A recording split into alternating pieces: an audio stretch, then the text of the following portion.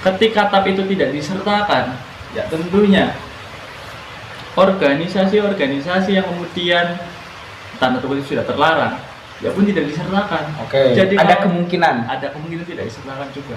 ada kemungkinan bangkit gitu maksudnya. Ya oke, bisa. Komunis itu usang, ideologi usang, nggak mungkin bisa bangkit lagi, kan gitu. Jikalau ketakutan itu bisa hilang dengan cara memasukkan apa tadi TAP MPR ya ke dalam RUU, ya silakan saja. Tapi kita harus ingat, yang mencoba merubah Pancasila itu bukan komunisme saja, bukan PKI saja maksud saya. Ada DITII, Darul Islam. Terlalu membesar-besarkan, apalagi media mainstream ini antum terlalu membesarkan ini isu-isu ini. Antum harus bertanggung jawab nanti di yaumil akhir dan di yaumil mahsyar nanti. Kan gitu kan. Jangan sampai memecah belah Indonesia dengan jangan sekali-kali ideologi digadaikan untuk kepentingan perut. Itu aja mungkin. Assalamualaikum warahmatullahi wabarakatuh. Hamdan syukronillah, amma ba'd. RUU HIP menjadi permasalahan yang cukup mengerikan dan membuat masyarakat ener sejagat raya, dari mulai kaum agama sampai kaum nasionalis, dari mulai aktivis mahasiswa sampai ulama, semuanya berbicara tentang undang-undang HIP. Saya sendiri punya pandangan bahwa memang RUU HIP ini tidak boleh kemudian dijadikan undang-undang. Saya pernah diskusi dengan Bung juga kan tentang RUU HIP. Tak boleh, untuk apa? Udah aja Pancasila, mau apa lagi? Mau digimanakan lagi? Itu yang pertama, pandangan saya. Namun kemudian ada yang menarik Bung di sini. Saya menghadirkan dua nih tokoh pemuda sekaligus aktivis mahasiswa. Yang satu turun ke jalan, yang satu tidak. Nah, di sini nih menarik nih kita. Nah, nih sahabat-sahabat semua, para pemuda tokoh mahasiswa ini, saya akan bertanya nih tentang kaitan RUU HIP dengan kebangkitan komunis. Dan kemarin pas di Jakarta ramai juga pembakaran bendera PDIP. Dan baru tadi demo di Ciamis, ganyang PKI. Wah, di Ciamis ya tadi. Di Ciamis tadi ramai banget, ganyang PKI. Kelompok mana aja kalau saya boleh tahu? Ya Anda cek aja di berita gitu. Yang jelas oleh putih ya, kebanyakan tuh. Nah, saya ingin cross check dulu, Pak Rapi bener gak kata informasi teman saya mengatakan bahwa Pak Rapi ikut ke jalan menyuarakan tentang penolakan RUU HIP? Yes. Oke, itu yang pertama. Kemudian apa alasan Pak Rapi menolak undang-undang HIP? Apakah ada kaitannya dengan komunis? Pertama yang kemudian menyebabkan kita turun ke jalan bahwa ada suatu hal yang kemudian perlu diutarakan. Jadi jika kita lihat berbagai pendekatan dalam advokasi, ada soft approach sama hard approach. Ketika soft approach telah ditempuh sama kawan-kawan yang kemudian perwakilan masa aksi melalui audien dan sebagainya, kita memerlukan dorongan dengan aksi jalanan melalui hard approach, yang kemudian hal ini ya bertujuan untuk tidak disahkannya RUU HIP menjadi undang-undang. Ya. Oke. Terus kaitannya dengan PKI, Anda sepakat gak bahwa RUU HIP itu akan mencium aroma kebangkitan PKI? PKI. Jujur aja, di manusia plural ini bebas. Ya, jadi kalau kita cek by Medan, kalau kata trikatranya anak-anak Lemhamnas itu, ada SDA, SDM dan lingkungan. Saya lihat dari instrumen yang tiga dulu, dari lingkungan. Lingkungan itu saya lahir di daerah perbatasan, kalau kata seniornya sahabat Pajar itu arus balik tadi, tapi kalau saya lebih mengatakan sebagai basis agraria dan maritim dan Tempo di situ tumbuh subur lah, salah satu organisasi yang kemudian pada masa lampau itu besar, yang kemudian kita sebut dengan nama PT Bintang-Bintang. Jadi ketika kita lihat lingkungan bahwa kemudian PKI ini bangkit loh, ya nyatanya biasa aja. Tidak seperti yang kemudian halayak khawatirkan, tidak seperti yang media gemborkan, tidak seperti yang isu kemudian bahwa ini sangat mengerikan. Yang mengerikannya adalah ketika kita tidak menempuh ataupun tidak mencapai tujuan kita dalam bernegara. Ketika tujuan kita dalam bernegara seperti mencerdaskan kehidupan bangsa itu dari tempuh, nah itu yang berbahaya. Itu yang berbahaya. Berarti PKI tidak berbahaya. PKI tidak berbahaya. PKI jelas Berbahaya juga. bahaya karena dilarang kita. Oke. Tapi tidak ada kaitannya RUU HIP dengan PKI. Ya, utopis lah itu. Utopis. Tapi Anda percaya bahwa PKI akan bangkit dengan RUU HIP? Percaya atau tidak percaya karena TAP MPR tidak disertakannya TAP MPR yang kemudian mengebiri PKI. Ketika TAP itu tidak disertakan, ya tentunya organisasi-organisasi yang kemudian tanda kutip sudah terlarang, ya pun tidak disertakan. Oke. Jadi ada kalau kemungkinan tidak disertakan juga. Ada kemungkinan bangkit gitu maksudnya. Ya oke, bisa. Oke. Jadi kalau TAP itu disertakan pun ada kelompok-kelompok lain yang kemudian terlarang pun harus disertakan. Oke. Jadi bukan hanya kita PKI. fokus ke satu instrumen ke kiri, kita harus imbang lah. Kiri hantam ya kanan hantam Oke. Kalau kiri gak dihantam ya kanan jangan. Oke, berarti PKI dihantam, khilafah dihantam. Itu bener gak? Kira-kira kanan itu? Atau bukan? Kiri kanan aku nyebutnya itu. Bung, kaitannya ini nanti dulu, ini Mas Rati dulu belum selesai ini. Terus kemudian tentang kaitan PKI dengan PDIP, ini pandangan Anda seperti apa? Ini seolah-olah kan disamaratakan, karena mau di Jakarta juga disatukan tuh pembakaran bendera PKI dengan PDI. Kira-kira menurut Mas Raffi ini seperti apa? Apakah PDI menjadi sarang kemudian aroma tercium kebangkitan PKI atau seperti apa para kira-kira? Kalau kita lihat bahwa PKI sarang PDI,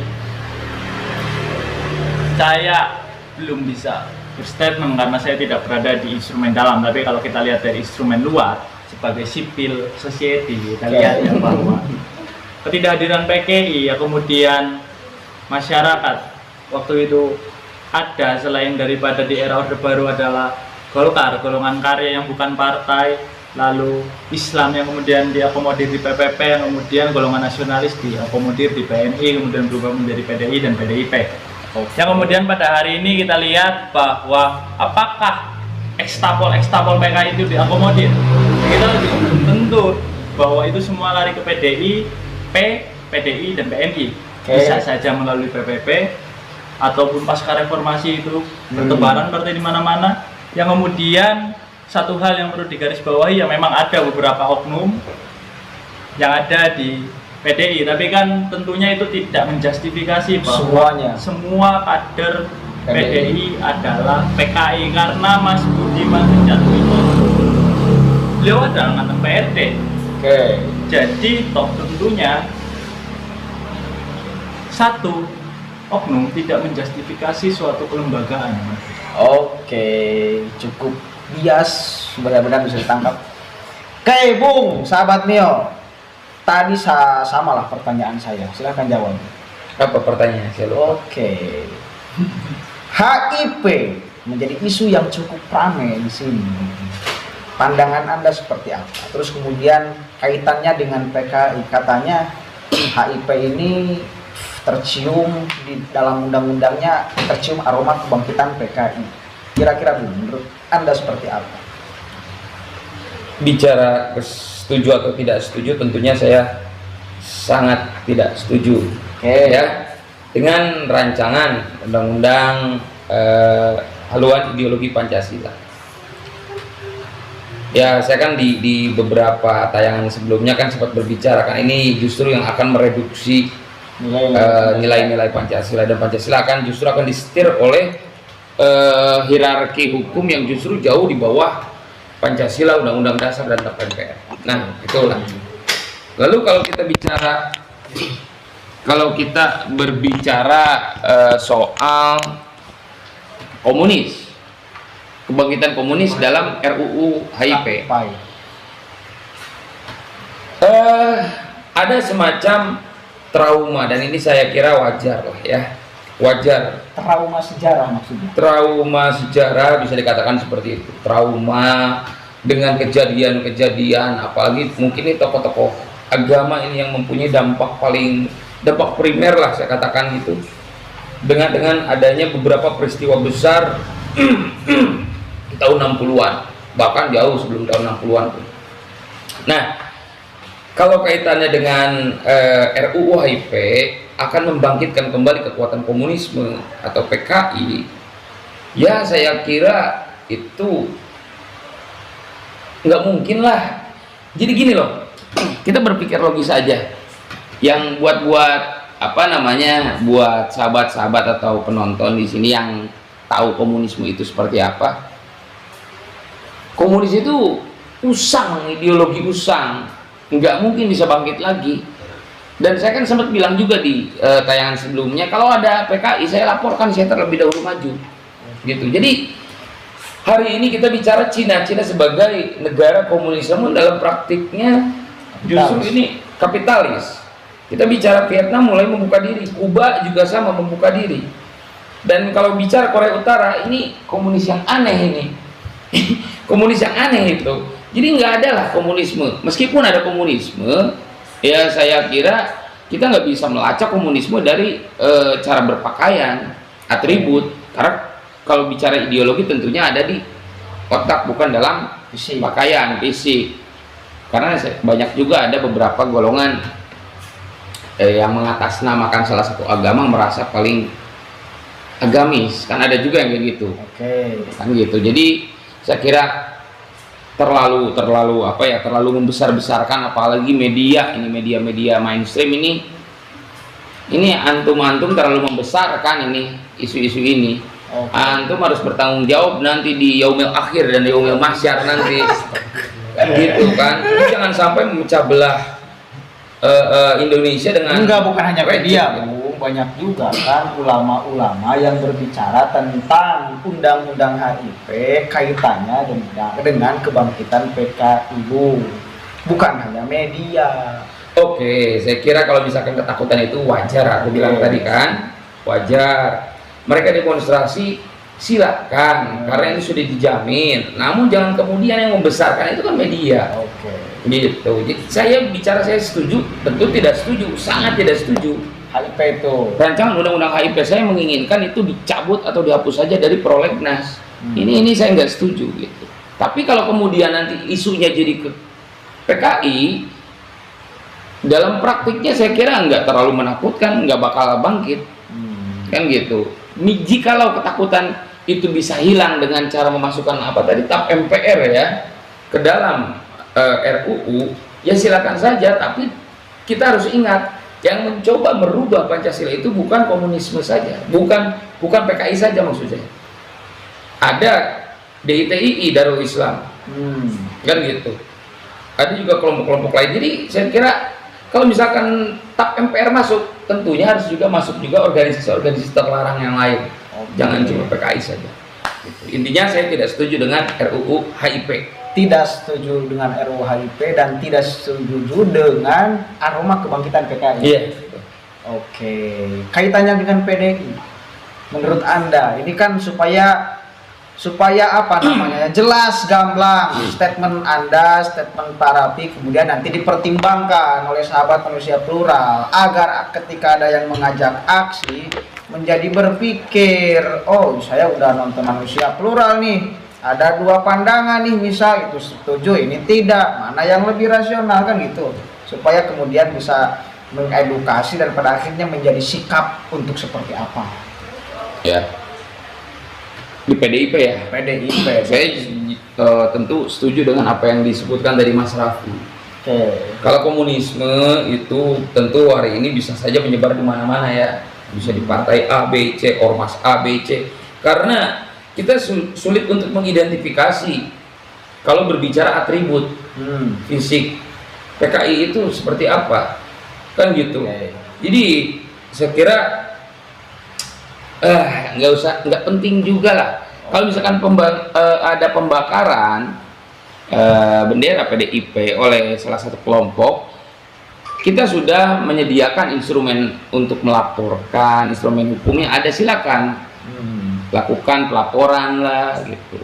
Tapi kalau misal ada yang ngomong bahwa PDI sarang PKI ini gimana Bu? Sepakat Anda? PDI sarang PKI, PKI-nya aja udah bubar, nggak mungkin jadi sarang. Kalau kita berbicara ideologi komunis, kita juga nggak bisa mengidentifikasi. Jadi saya nggak setuju kalau PDI, oke, kita ambil, jangan PDIP, misalkan salah satu partai politik lain, di partai politik A ada ada PKI, partai politik B ada PKI, ada anak lah atau simpatisan atau apa gitu? Oh, nggak bisa seperti itu. Nggak bisa ya? Nggak bisa mengeneralisir seperti itu. Oke. Jadi saya nggak setuju lah kalau jika ada salah satu partai politik itu sarang PKI nggak ada. Kalau sarang komunis bisa saja, tapi nggak, saya kira nggak di partai PDIP aja, bisa aja di partai lain jika ada. Oke. Dan juga mungkin saya kira kita nggak bisa mengukur ideologi seseorang. Berarti PKI itu adalah partai, komunis adalah ideologi gitu maksudnya? Iya gitu. Ya, supaya jelas juga kan dari sahabat-sahabat. Oke, cukup lama dan cukup melelahkan. Saya udah sangat ngantuk sekali sahabat-sahabat semua. Demi sahabat-sahabat, saya rela untuk tidak tidur malam ini nih. Allahu Akbar. Untuk supaya bisa memberikan edukasi, pencerahan, menjadikan satu sikap, kemudian pada akhirnya kita jangan kemudian terbawa arus oleh sesuatu yang apa sebetulnya masih belum jelas gitu loh. Kira-kira statement terakhir Pak Raffi apa tentang RUU HIP dan kaitannya dengan PKI dan kebangkitannya gitu loh. Sudah ngantuk berat nih. Statement terakhir Pak Raffi. Dan kemudian untuk edukasi kepada sahabat manusia plural. Jadi ini analoginya Al-Ghazali di bukunya Kimia Kebahagiaan, bahwa ada 3 instrumen dalam mencapai kebahagiaan. Pertama akal, kedua nafsu, dan ketiga adalah amarah.